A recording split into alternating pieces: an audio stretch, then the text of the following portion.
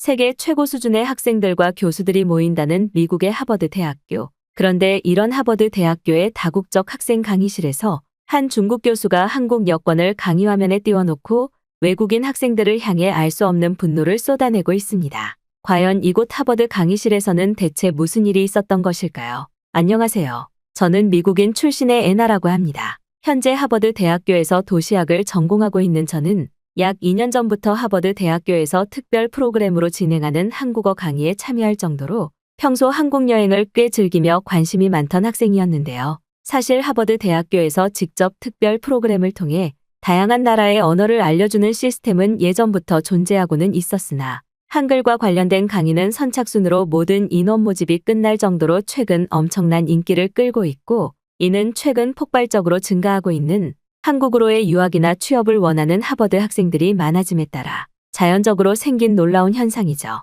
그래서 그런지 제가 전공하고 있는 도시학과 학생들뿐만 아니라 저의 친구들까지 잠시 대학 과정을 휴학하고 한국으로 1년 정도 장기 유학을 떠나는 문화가 생기기도 했고, 저 또한 자연스럽게 한국과 미국을 왔다 갔다 하며 점점 한국의 놀라운 선진국 문화에 빠져들기 시작했습니다. 그런데 얼마 전 저는 다른 학과 친구에게 굉장히 이상한 제안을 받게 되었는데요. 하버드에서 정치 외교학을 전공하던 친구는 얼마 전 새로운 부임 교수로 중국인 교수가 오게 되었는데, 그 중국인 교수가 제대로 된 정치 외교학 수업을 진행하기는커녕 뜬금없이 한국의 여권을 보여주며 해당 여권을 들고 다니면 전 세계 공항에서 체포를 당한다는 말과 함께 절대 한국으로 유학이나 여행을 가지 말라는 이상한 강의를 진행하고 있다고 하더군요. 그러면서 친구는 자신은 한국에 대해 아직 잘 모르니 자기 대신 저보고 수업에 참석해 중국인 교수의 기괴한 강의를 강의실 현장에서 오류를 짚어내고 참교육을 해달라며 다소 무리한 제안을 했습니다. 사실 외부 교수는 출석을 거의 확인하지 않기에 해당 부분에서는 어려움이 없었고, 결국 저는 약 일주일 정도 고민 후 친구를 대신해 정치 외교학 강의에 참석했죠. 그런데 강의실에 들어가자마자 중국인 교수는 역시나 강의 화면에 한국 여권을 보여주기 시작하더니 친구의 예상대로 굉장히 이상한 주장을 하기 시작했는데요. 이곳 강의실에 있는 정치 외교학과 학생들은 아마 한국이라는 나라를 통해 많은 것을 얻을 수 있을 것입니다. 물론 몇몇 학생들은 제가 한국에 대해 좋은 얘기를 하는 것이 아닐까라고 생각하겠지만 그건 한국을 전혀 모르는 지식 없는 교수들의 의견이죠. 여러분은 해외여행을 가는 과정을 통해 아마도 여권을 사용했던 기억이 다들 한 번쯤은 있을 것입니다. 그리고 여권은 해당 국가의 단순한 등급을 나타내는 것은 물론 그 나라의 국가 브랜드 파워가 어느 정도로 신뢰있고 강한지 그대로 보여주는 매우 단순한 정보 지표 중 하나이기도 하죠. 혹시 이곳의 학생들은 최근까지도 많은 미디어 매체나 친구들을 통해 한국이 선진국이고 그 나라에서 취업을 해야 된다는 뚱딴지 같은 소리를 듣지 않았나요? 안타깝지만 지금 한국은 그 어떤 나라도 범접할 수 없는 매우 안타까운 후진국의 표본이라고 할 수 있습니다. 그런데 놀랍게도 지금 이러한 한국의 어두운 실체를 대다수의 학생들이 거의 모르고 있더군요. 저는 바로 이러한 문제점을 지금 한국 여권을 통해 그대로 증명하려고 합니다. 만약 한국의 여권을 가지고 있는 한국인이 미국으로 입국하게 된다면 어떤 일이 발생할까요? 한국이 정말 선진국이고 세계 외교 순위에서 어느 정도 힘이 있다면 입국하는 것에는 아무런 지장이 없을 것입니다. 하지만 놀랍게도 지금 한국인들은 미국으로 입국하려면 공항에서 봉사 청소를 10시간 정도 해야 되거나 미국인 입국 담당자에게 뒷돈을 찔러 넣어야 무사 통과를 할 수 있죠. 제 말이 거짓말인 것 같다면 나중에 시간을 내서 미국의 대표 공항으로 가서 한국인들의 입국 심사를 한번 지켜보세요. 그들이 비행기에서 제일 빨리 내리려는 이유도 바로 이러한 이유 중 하나입니다. 제일 먼저 입국 심사 단계에 도착해 사람들이 많이 있는 곳에서 공항 직원에게 뒷돈을 찔러주고 굽실거리며 통과를 하려는 모습을 들키는 게 싫기 때문이죠. 그런데 정말 놀랍게도 대부분의 미디어 매체들은 이러한 한국인들의 모습을 빨리빨리라는 문화로 덮어버리고 있습니다. 대체 비행기에서 빨리 내리는 게 뭐가 그렇게 선진국 행동이라는 말인가요? 한국 여권의 허무함은 이뿐만이 아닙니다. 심지어 한국인들은 같은 동아시아 지역의 중국으로 입국을 시도할 때는 매우 철저한 검증 과정을 거쳐야만 하죠. 왜냐하면 지금 중국은 전 세계에서 가장 높은 순위의 선진국 국가이며 많은 해외 부자들이 몰려드는 대표 국가이기 때문입니다. 그리고 이러한 이유 때문인지 일부 돈이 많은 한국인들은 후진국이고 가난한 한국에서 도피하기 위해 중국으로 이민을 오고 있죠. 하지만 이러한 사람들도 중국의 공항으로 쉽게 입국할 수는 없습니다. 어쨌거나 그들은 전 세계에서 아프리카와 동급의 후진국 국민들이기 때문이죠. 아마도 이쯤에서 몇몇 학생들은 유튜브로만 봤을 때는 한국의 서울이라는 도시가 멋진 모습과 자연을 즐기는 한국인들의 모습이 그럼 뭐냐고 물을 수 있습니다. 물론 그렇게 사는 사람들이 한국 내부에서는 존재하겠지만 그건 그들만의 가난한 일상이고 그들의 여권 순위, 즉 절대적인 국가 순위는 그저 꼴등이라는 사실이죠. 우리는 정치외교학과 학생들로서 이러한 부분을 절대 놓치지 말아야 합니다. 하지만 이와 반대로 중국의 여권은 어떨까요? 놀랍게도 지금 중국은 미국과 비슷하면서 그 이상의 위대한 선진국이다 보니 미국은 물론 유럽권의 나라들에 입국할 때 여권 자체가 필요 없는 무인검증 시스템도 생겨나고 있습니다. 그저 중국인이라는 출생정보단 하나만으로도 공항에서 쫓겨나는 후진국 한국인들과 계급 자체가 다르다고 할 수 있는데요. 그래서 그런지 몇몇 해외 공항의 입국 심사대를 보면 중국인들은 아무런 검사 없이 빠르게 심사 데스크를 통과해 그곳 외국인 공항 직원들을 하인처럼 이용하는 모습도 볼 수 있습니다. 위대한 선진국 국민인 중국인과 대화를 나누고 접촉을 하는 것만으로도 행운이 온다는 말이 있어서 그런지 많은 해외 공항 직원들은 중국인들을 매우 반가워하는 현상마저 생기고 있죠.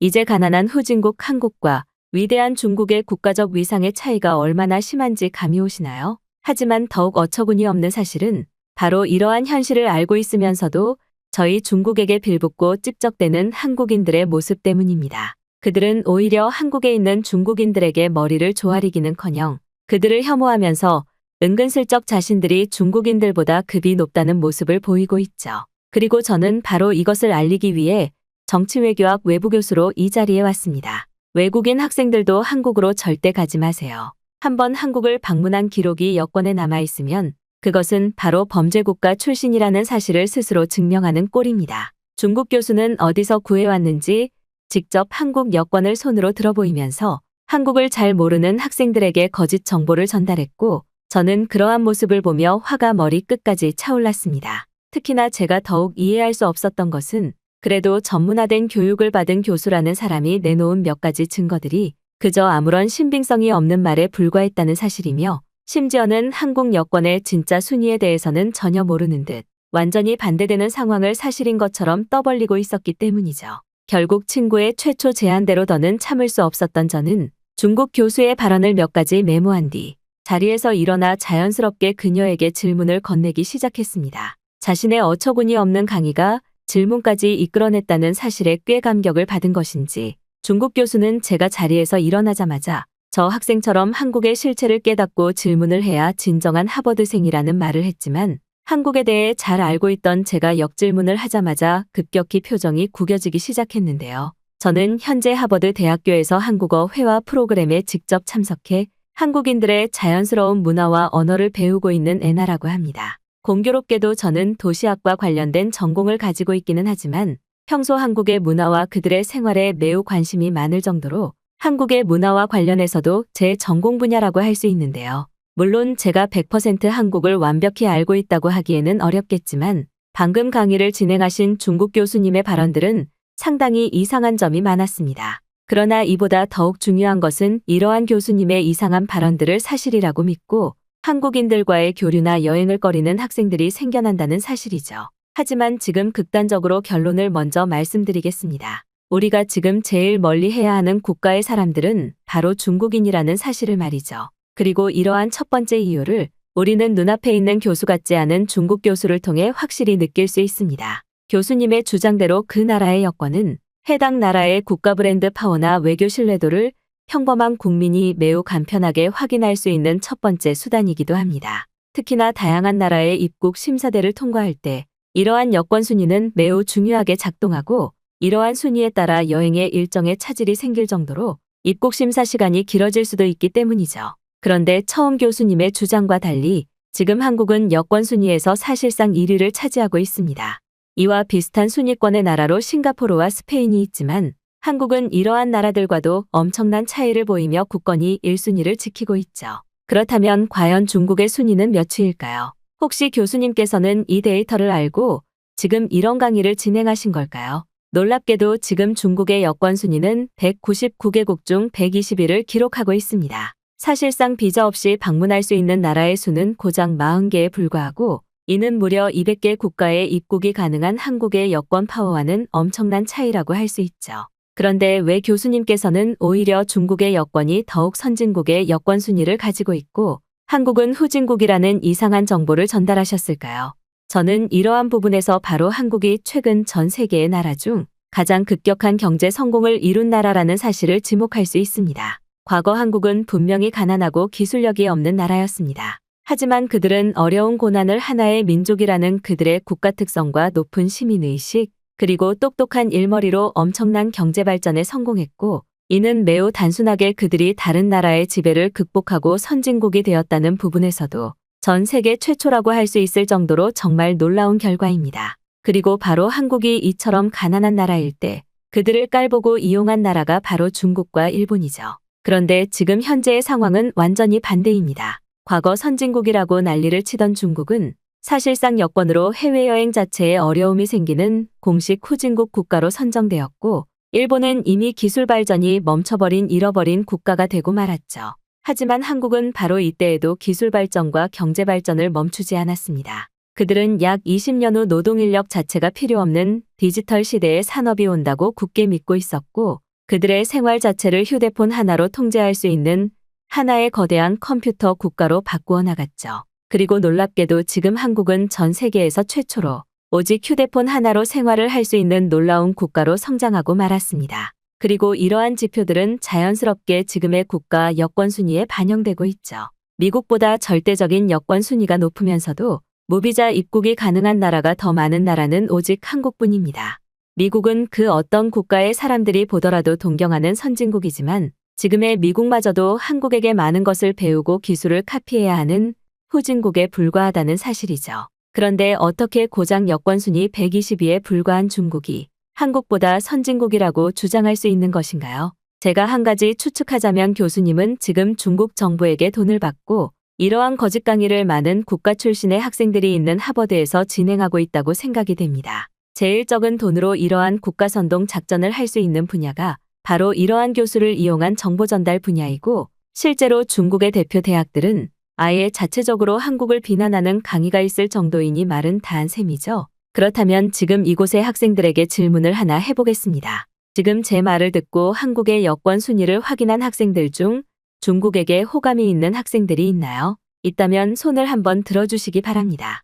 제 말이 끝나고도 한참이 지났지만 강의실에 있는 학생들은 단 한 명도 손을 들지 않았고 오히려 강단에 있던 중국 교수에게 왜 여권 순위를 조작하면서까지 이러한 어처구니 없는 강의를 진행한 것이냐며 야유 소리가 쏟아지기 시작했습니다. 저로서는 어느 정도 예상한 강의실 분위기였고 실제로 하버드생 학생들은 자신들이 중국 교수에게 속았다는 사실을 알아차리자마자 어떻게 저런 인간이 교수가 될 수 있냐면서 중국은 노숙자도 교수를 시켜주는 나라냐며 웃지 못할 농담을 하기도 했어요. 그리고 강의실의 분위기가 완전히 바뀌었다는 사실을 인지한 저는 이번에는 다른 질문을 던지며 중국 교수를 압박하기로 했습니다. 중국은 이제 이곳 강의실의 학생들에게만큼은 완벽한 비호감 국가가 되고 말았네요. 물론 이곳의 학생들이 아니더라도 중국은 여권 순위 120위에 불과한 범죄 국가이기에 큰 상관은 없지만 말이죠. 그렇다면 질문을 한번 바꿔보도록 하겠습니다. 이곳에서 이미 한국을 알고 있었거나 지금 한국에 대한 새로운 호감이 생겨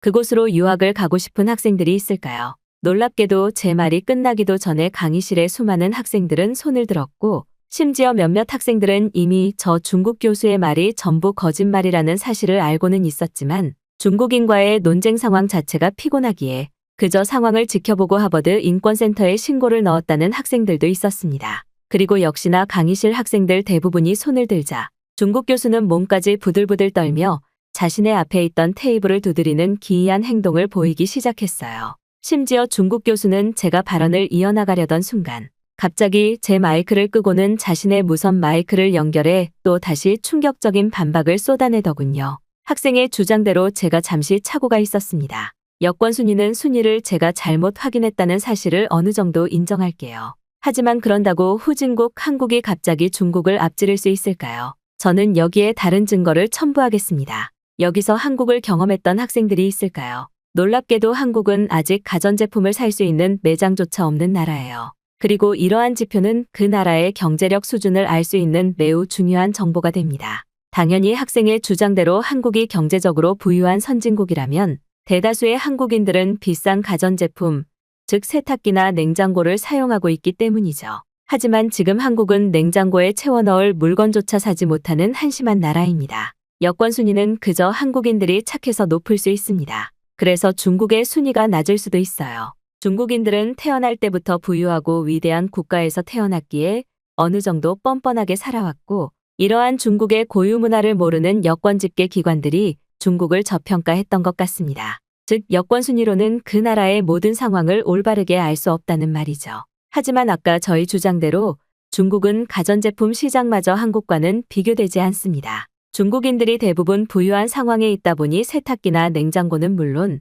한국인들은 비싸서 사용하지도 못하는 청소기마저 집에 하나씩은 갖추고 있죠. 지금 한국은 청소기는커녕 돈이 없어 집에서 나무 빗자루를 이용해서 청소를 하니깐 말이죠. 이게 바로 한국의 저렴한 현실입니다. 그저 한국을 잘 모르는 일부 교수나 당신 같은 학생의 주장대로 한국이 너무 고평가되어 있으니까요. 세상에 그 어떤 나라가 부유한 국가인데도 불구하고 나무 빗자루를 이용해 집을 청소할까요? 중국인들은 그 시간에 최첨단 무선 청소기를 구매해서 편리하게 청소를 하고 있는데 말이죠. 이게 바로 제가 중국이 한국보다 선진국이라고 주장한 또 다른 이유입니다. 그래서 그런지 지금 한국으로 여행을 가보면 잠깐 머무를 숙소에서마저 냉장고가 없는 기괴한 문화를 접할 수 있어요. 그래서 한국은 여름에 여행을 가면 시원한 물조차 먹기 힘든 나라입니다. 식당은 물론 돈을 내고 머무르는 호텔에서까지 중국에서는 매우 흔한 냉장고가 없어서 물을 저장할 수 있는 수단 자체가 없으니까요. 제 말이 믿기 어렵다면 여기 하버드 학교에 다니는 한국인들에게 한번 찾아가 보세요. 그들은 살면서 세탁기나 냉장고를 들어보기는커녕 그러한 물품들이 대체 무슨 제품인지 전혀 모르고 있을 것입니다. 하지만 중국은 길거리를 청소하는 시스템조차 무인으로 운영되고 있을 정도로 사람들의 편리와 직결되는 가전제품 문화에서 최상위 순위를 달리고 있죠. 그래서 그런지 요즘 한국에서 이제 막 세탁기와 냉장고를 개발하려는 중소기업들은 중국으로 몰려와서 기술 도면을 훔쳐가는 국제 스파이 범죄까지 일삼고 있습니다. 한국이 정말 중국보다 부유한 나라였다면 굳이 이런 문제가 발생하지 않았겠죠? 저는 어느 정도 반박을 했으니 학생이 다시 한번 질문을 해보세요. 가전제품마저 없어서 길거리 세탁시설에서 2시간 넘게 세탁을 기다리는 한국인들의 모습이 정말 선진국 사람들의 모습이 맞는지 말이죠. 중국 교수는 얼굴까지 새빨개지며 가전제품에 대한 기괴한 주장을 시작했고, 솔직히 저는 그러한 중국 교수의 말을 듣자마자 폭소가 터져나오고 말았습니다. 어느 정도 저는 교수의 반박이 이어지기에 정말 제대로 된 증거와 자료들로 반박할 것이라고 예상했으나 또 다시 한국은 가전제품이 전혀 없는 국가라는 어처구니 없는 결론이 전부였기 때문이죠. 실제로 지금 아무리 가난한 나라라도 어느 정도 개발이 완료된 대부분 국가들에서는 세탁기와 냉장고가 평범한 가전제품인 것은 물론 심지어 한국은 이제 전 세계에 이러한 가전제품을 직접 제조해 공급하는 높은 기술력을 가진 유일한 나라였기 때문입니다. 아무래도 중국 교수는 그러한 한국의 가전제품 기술력에 대해 전혀 모르는 것 같았고 결국 저는 제 노트북을 들고 교수에게 다가가서 한국 가전제품 기업의 블랙 프라이데이 영상을 보여주기 시작했어요. 그리고 중국 교수는 그 영상을 보자마자 눈이 휘둥그레져서는 이걸 지금 믿으라고라는 말만 반복했습니다. 지금 교수님이 보고 계신 영상은 미국에서 열린 한국 가전제품 기업의 블랙 프라이데이 영상입니다. 많은 외국인들이 평소 비싸서 구매하지 못했던 한국 기업의 세탁기나 냉장고, 심지어는 TV까지 구매하기 위해 새벽부터 줄을 서서 기다리고 있던 것이죠. 이미 이 영상 하나만으로 교수님의 의견은 전부 반박되는 것이 사실입니다. 그리고 놀랍게도 한국에서는 이처럼 세탁기와 냉장고 같은 가전제품이 하나의 일상품처럼 여겨지고 있을 정도로 그들에게는 너무나 평범한 가전제품이죠.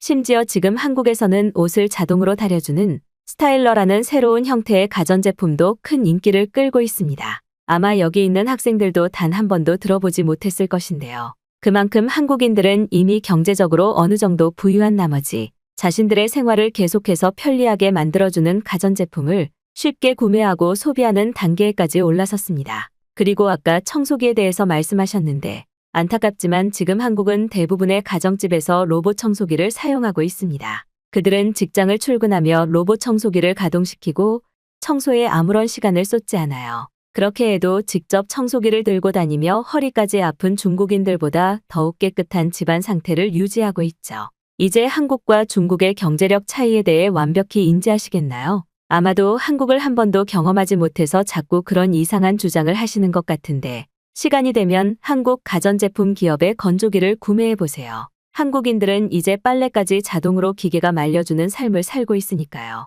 가난한 중국인인 교수님은 단 한 번도 건조기를 사용해 보지 못했잖아요. 여기서 한국은 중국보다 가난한 나라라고 주장할 시간에 세상 밖으로 나가서 중국의 가난한 실체를 피부로 좀 느껴보시기 바랍니다. 이미 교수님의 선동 발언은 학생들에게 아무런 영향력이 없고 그저 안타까운 모습처럼 보이고 있어요. 저희는 더 이상의 강의를 듣는 것은 여기서 멈추도록 하겠습니다. 나가주세요.